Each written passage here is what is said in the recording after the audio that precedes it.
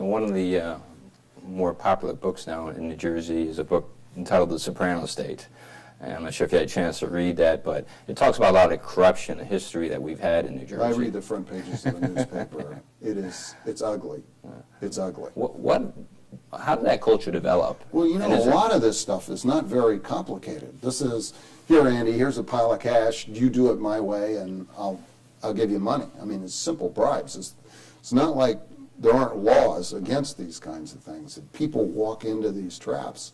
And I think the reason they walk into it is we're picking people who don't necessarily, not everyone, but some people just don't have the character to be in the positions that we are asking them to take on the public trust. And I congratulate the U.S. Attorney and the Attorney General for their aggressive pursuit of those that are going to break trust with the public. It's an honor to serve. It's not a right at wealth and personal improvement. It's about trying to serve the public. I'm sure that's the case of why you got into public life, and that's why most people do. But this is a bad pattern that we have. Unfortunately, it's a pattern that's true across the country. I mean, seeing governors and New Jersey seems to get the worst, one of the worst reputations. We get one of the worst reputations because we have some of the most flagrant issues. But the governor of Illinois, our former governor, is in jail now. They're Connecticut. I don't have to go through the litany. Unfortunately, there are people who have misused the reason to be in public service and tried to make it about themselves as opposed to serving the public. And that's, it's bordering on a crisis, not only here in New Jersey, but across the country. It's got to end, and it's got to end by how we pick the people. It means people have to participate in that process. We need to get voters out, and that's one of the exciting things about the presidential primary this year is that we had big turnout because people are very interested in expressing themselves about the direction of the country. We need to do that right down to the smallest unit of government.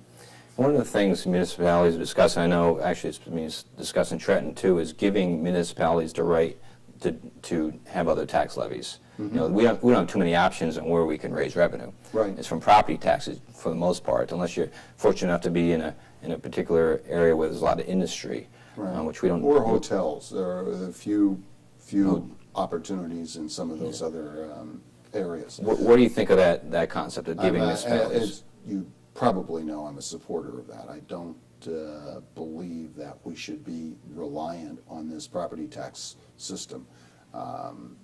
I'm not sure that I would advocate that while we're in the midst of a recession, which we are right now. I'm not for raising taxes at the state level or any point right now, but when we get a little healthier, I think that whether it is a sales tax or some element of the income tax, I think it would be appropriate for our local communities to have some alternative to the property tax, which I think is a very regressive and damaging to the fabric. It's damaging to the fabric of our communities. Sets one group, one neighborhood against each other. You've gone through revaluations. It's just it's an ugly process, and I think that more straightforward reliance on the income tax system, or even sales taxes for that matter, are more appropriate.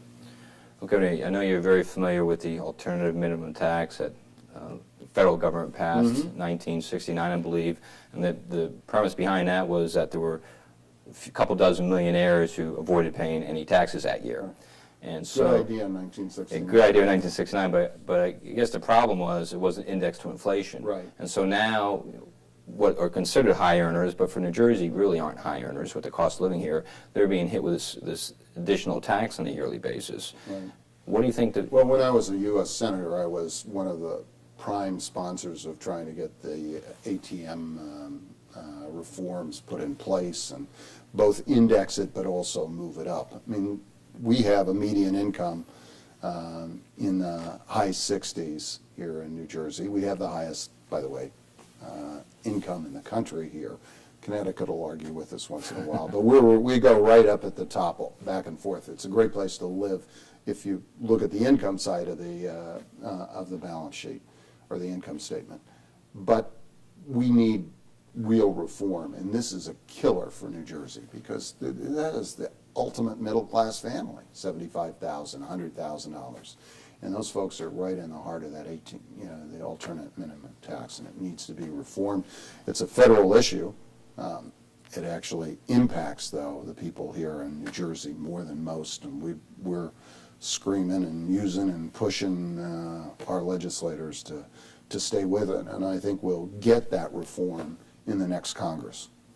Well, we don't have too much time left, and I know you're looking at the toll roads and trying to raise additional revenue through those. And I want to, again, I think the fact that you went to most of the counties and went to these meetings, true town meetings, to find out, to try to pitch your program was very admirable. I mean, I know you weren't. Well, I also wanted to talk about the broad structural problems we had at the state. That I think I was successful in registering. People got the idea that we have real problems.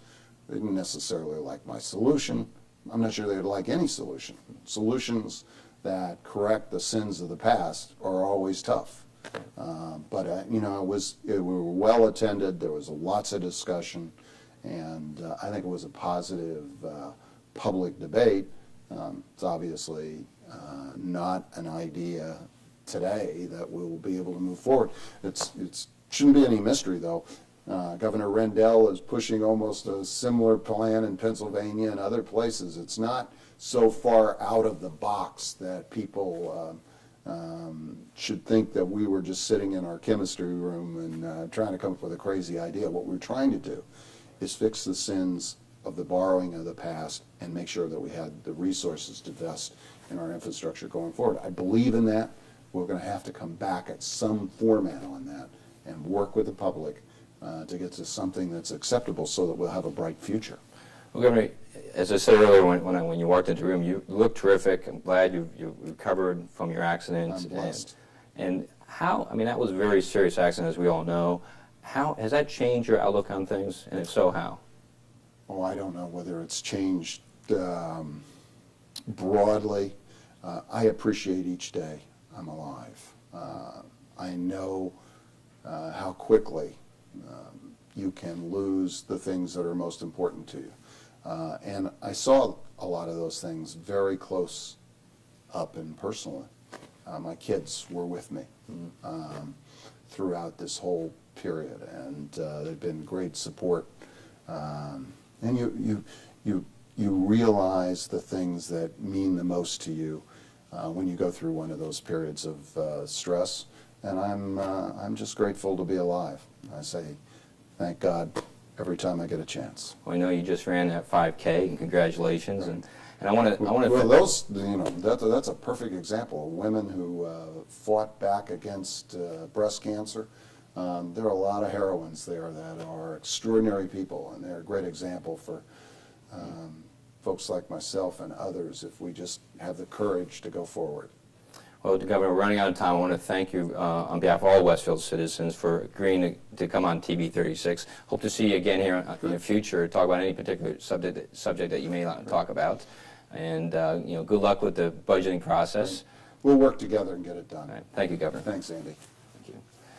Well, thank you for tuning into this very special edition of TV 36 in the hometown. And once again, thank you to Governor Corzine for helping educate Westfield citizens a little bit more about the difficult budgeting process that the state faces, as well as all the municipalities.